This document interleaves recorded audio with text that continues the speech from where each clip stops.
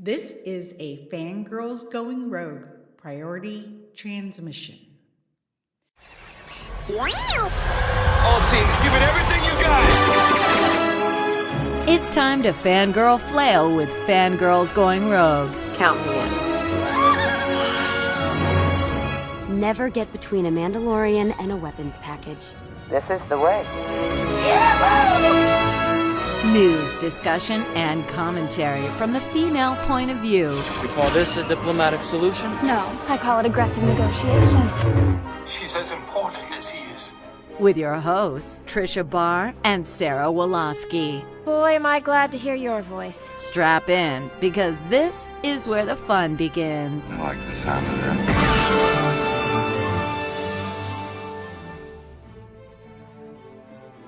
Welcome, Yeb Cubs, to Fangirls Going Rogue. This is Trisha Barr wishing you a happy May the 4th. Premiering on Disney Plus today is Tales of the Empire, the sister series to Tales of the Jedi, both from the mind of Lucasfilm Chief Creative Officer Dave Filoni. It is a series of vignettes about two characters, Morgan Elsbeth and Barriss Offee, during their time serving the Empire. We have an in-depth discussion for this month's Fangirls Going Rogue episode where Sarah Woloski and I explore the characters, mystic themes, and music of this amazing animated show. Right now, though, we have a special interview with Lee Inosanto, who played Morgan Elsbeth in live-action Ahsoka and voices the character in Tales of the Empire. We joined other fan sites in a roundtable that dives into the character and the actress's experience making the leap into voice acting. We hope you enjoy the discussion. So much of Morgan Elsbeth in live action comes through her body language. You do such a great job playing that stoic body on frame. What was it like to play the character in animation and not have that acting tool to lean on?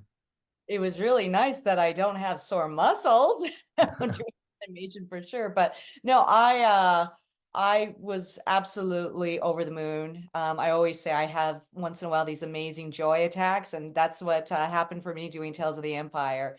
I cannot get over the amazing approach and quality of the fight scenes in this, because even with the trailer, I have been having people at Comic Cons ask me if I did mocap, and my hat goes off to the Lucasfilm animation team that really concentrated on the fight scenes, and they did an incredible job. And I know it was under the leadership of, I believe, Stuart Lee, and he does a whole homage to my godfather, the late Bruce Lee, and my dad. They looked at martial arts they did on YouTube.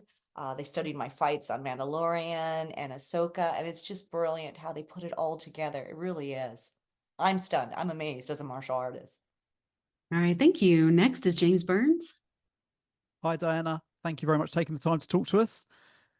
Hello. So how do you go about taking your live action character and bringing it to life in animation? Is there anything different you had to do with your voice or your mannerisms? It's still the same approach. I'm sure everybody's seen the beautiful footage of Pedro going into his character, right? When he's voicing Mando. Same thing. I make the commitment in the room and in the space in the recording room. And I do the same breathing. I will jump in place. I will literally grab a pin and make it all of a sudden my sword. Just anything that will give me that space and that place of being in the moment as Morgan Elsbeth. So kudos to my theater teachers for teaching me that technique, because it really did help me in the recording room with Dave. And then, of course, Dave's there to give me notes and to explore different choices and ways and approach to saying the line. And I love the finished product here. I think people are going to enjoy Tales of the Empire. Hi, this is Alex from Star Wars Explained.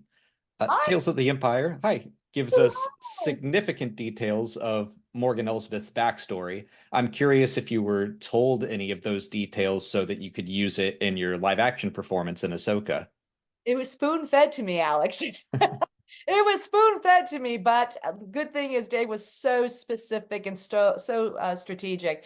I did my own homework as well. You know, I watched the Clone Wars and Rebels, but I also read Timothy Zahn's books. I felt that most likely that Morgan would have a certain common ground with the people that Thrawn chose to be in his inner circle as well.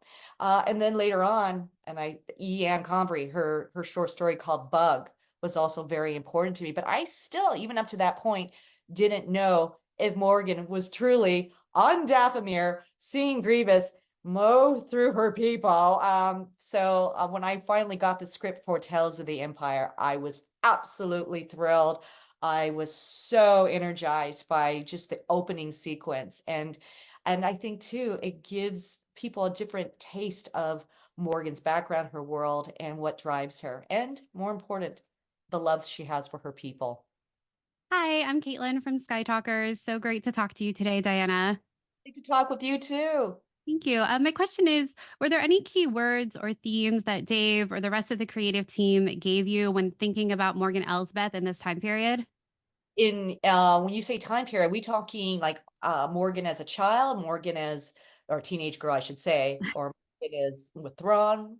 With her time with Thrawn and in that time period. You know, I think what I keyed on more is the importance of being, not that they gave me anything other than I knew from the writing itself, that it was important somehow that Morgan was recognized for her brilliance and her intelligence. I mean, this is a woman that helped engineer the Navy, you know, and all that we see of the Empire. And I think it's just brilliant that Thrawn knew that this is the woman to share an alliance with. And I think that's what was really coming off the pages. The writing makes it so easy for me. And if there was anything, Dave was there to explain the choices that we could explore in real time. Hello there, Mark from Fantha Tracks here. Hello. Morgan has a tragic past. Definitely has a tragic past. What did you learn about her character that you just didn't realize before from what you see in Tales of the Empire? What I learned very quickly, if you see that first opening sequence, is as much as there's chaos going on around her, it is truly that this woman not only has the capacity to feel vulnerable, but she also has the capacity to love. And the relationship with her mother, that to me just screamed at me. And to see how she would lose her mother, but yet her mother was a role model to her of sacrifice and being able to defend and protect her daughter and to be this incredible woman warrior. So that was the kind of role modeling she had from her mother. And I think that kind of role modeling, I realized, helped her survive the rest of her journey through the galaxy. And that's what I learned for myself. Thank you. All right, Keith and Kerwin are next. Hi, Miss Diana. Hi, love the shirt. Thank you. Some merch. I love it. Morgan Elsbeth and Thrawn share a very nuanced relationship. How do their interactions shape each other's development, drawing out both strengths and weaknesses? Ooh, very philosophical question here. You know, for what I love is that Thrawn saw something in Morgan. He saw that she was not just smart, but she was tenacious and also in many ways they were outsiders, right? And so they were probably realized that in some ways when you're an outsider trying to navigate the Empire, that could be possibly maybe a weak position, but not for those two. You know, they knew that they both were brilliant, had great minds, and I love that Thrawn wanted to recruit Morgan and bring her into his circle because there was a whole new agenda for Thrawn, right? But also for Morgan wanting inevitably, as we would see in Ahsoka, to restore Dathomir. So yeah, that's what I got from the relationship. Hi, this is Trisha Barr from Fangirls Going Rogue podcast. Hey. You've been making the convention tour. What have you learned from fans about why Morgan resonates with them? Oh, great question. First of all, what I'm learning is, particularly from women, there's two things, is that they love seeing a strong woman, a woman warrior, a woman that can survive and weather hard times and be able to navigate and survive, even if the the world may say things like you're not wanted, you're not needed, not validate you. That's what I think what women I have, interfaced with have said. But the interesting thing for me is also the response of men.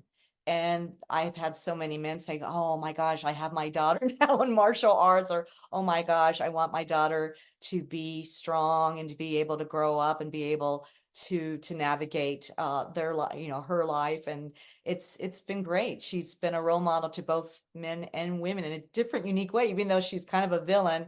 I think people can take from Morgan some of the positive aspects of her character and just go, wow, we love her strength. Thank you. I thank you. Hello. Thanks so much for being here with all of us. I'm Dante from Coffee with Kenobi. Hi, yes, hello. Nice. Great. Yeah, you as well. You as well. Morgan is so fascinating because she's got this wonderful paradox, right? She's incredibly disciplined and focused, but she's also so angry and volatile, and with good reason. We certainly learn a lot more about that through Tales of the Empire. But how do you kind of process and navigate that as an actor and a performer? It's interesting because I would have these talks with Dave because, even though technically she's classified as the villain in Mandalorian and Ahsoka, what I'm really relieved is that when you watch Tales of the Empire, and for me, this is what I see, is nobody ever sees themselves as a villain, right? They just have certain needs and certain goals, and they're hoping to accomplish that. And I love that we see the vulnerability in Morgan. I love that we see that she also, in her way, a long time ago, had the ability to love and be loved by her mother and by her fellow Nightsisters. And, it's just unfortunate that by seeing such chaos and the annihilation of her people, that she developed this armor of anger. And so, in a way, for me, psychologically, she's a fascinating character because there are aspects I think we all can relate to if we've gone through something very horrible in our lives, that that there are times where you do what you have to be a survivor. I just think it's fascinating the choices that she has made compared to like an Ahsoka, and how that manifested down the road for her. So yeah, that's what I find interesting in this whole journey of playing Morgan Elsbeth. Hey there, we are Richard and Sarah from Skywalking through Neverland.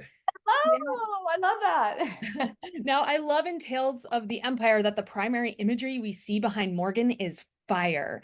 And I wanted to know, did Dave Filoni show you any kind of concept art with fire? And what do you think this says about her character, that fire? Ooh, yeah. I noticed that too. And no, I don't, I'm trying to think. No, I don't think I did see any concept art. I saw some earlier concepts of how Morgan would look like, and I go, oh wow, they had they did a great job of really capturing my character. But the fire I love on a symbolic level, to really symbolize her rage and her path of vengeance, and really the kind of pain she went through. And that fire is something that's echoed throughout, from starting from Dathomir to all the way to, the moments, because it's concurrent with right before what happens in Mandalorian. And I just thought brilliant, just brilliant to the whole animation team. Yeah. All right. Thanks, George. Back to you. We know that that you can't speak too much about it. So we're not trying to get any spoilers here, but we were just wondering, do you think this is trouble here, huh? Do you think that this is the last time that we've seen your character, or in live action or in animation, or both? In both. Do I think? I don't know. But I hope to those Star Wars gods it's not. I hope that that we get to explore her some more. I mean, I still have questions, I have questions if, how did she get her Beskar spear? That wasn't explained. I have questions like, did she do simple things like ride Rancors and Dathomir? Did she know Darth Maul? Did she, see Asajj Ventress and go, wow, I want to grow up and be like her? I mean, I got all kinds of questions, but yeah, I hope it's not. I hope that there's more of Morgan Elsbeth to come, but who knows, we'll see what the threads of fate decide. I just wanted to take you back to Ahsoka because one of the most gratifying thing for all of us fans was seeing the camaraderie between all of the cast and the crew after the show came out. Because obviously we had the writer's strikes and we had COVID and we had all those things. So we all wanted more, but we weren't getting it. And the minute the show had aired and the writer's strike and the actor strike had finished, we got these amazing images of all of you from behind the scenes, and it was so gratifying to see. And I just wanted you to talk about the camaraderie with all of your other Ahsoka castmates. Oh, I love this question. You know, I use this term because my grandmother is from Hawaii. She's Filipino Hawaiian, and there's that saying called Ohana, you know, meaning family, but it also means you can include people that are not necessarily related to you by blood, but they are like family. And I always use the term Star Wars Ohana. You know, when I see Ivana, our texter, I'm like, oh, hey, Ohana. You know, I loved being with Ray when he was alive. I mean, we, you know, formed kind of a very tight family unit, and not just cast members, with our crew members too. And I feel so privileged and so lucky to be part of that experience because, you know, I've heard and I've seen of some sets where it could be kind of dysfunctional or toxic, but I tell you, for me, the Lucasfilm family is incredible. To me, they are Ohana, and we all support each other. We love each other. We're rooting for each other. And I'm just thrilled that I get to be a part of this experience and journey with everyone. And so I love that question so much because, you know, I especially think about Ray. I think about Shauna Chopik, who we loved, who was our beautiful wardrobe designer.